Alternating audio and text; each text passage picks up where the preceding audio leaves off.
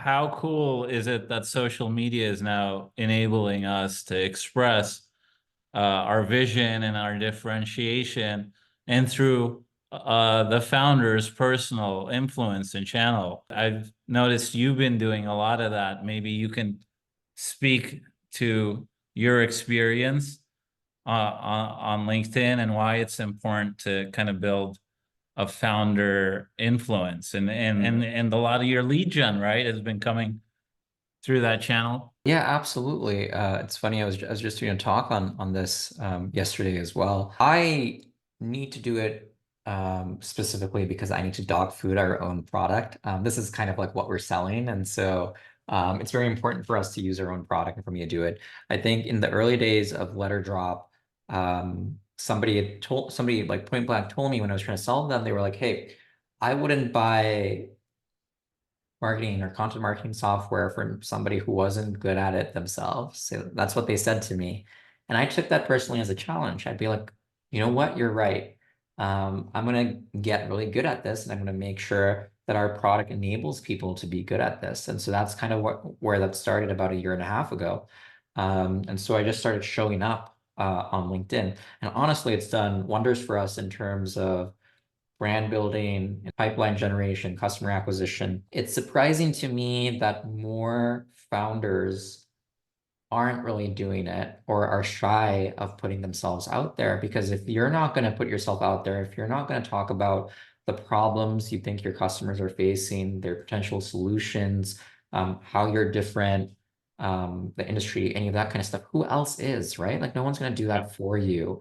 And so I think founders really have to take it upon themselves to do that customer education, to do that brand building, to earn that trust with an audience that will become their early customer base.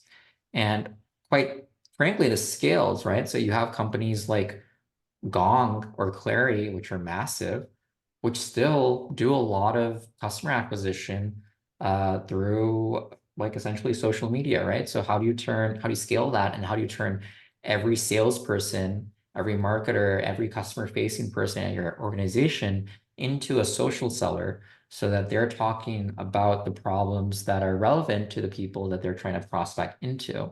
And so you can just take what the founder was doing initially and you can replicate that across your entire company. It does require a little bit of work, which is why I think, and it requires putting yourself out there, which is why I think more people don't do it. So it is a strong competitive advantage for those who do it. And for everybody else, I think they're just kind of sticking to what they're comfortable with, which is a long list of emails and sequencing them with a couple of variables. And honestly, I feel like the days of that working on its own are very limited. I think we're moving to a world where we have to be more selective about the email we send out. We need more data in it. We need the right triggers, and we need to bring people into our orbit with marketing. So instead of like blasting everybody, you figure out who's in market to buy right now, who is engaging with our marketing, who is sort of checking us out, who is in our vicinity, and let's focus our outbound efforts on those people as opposed to the entire world. And so I think all that's changing. And I think the first thing people need to do is put themselves out there. And I think the first person who needs to do that is the founder.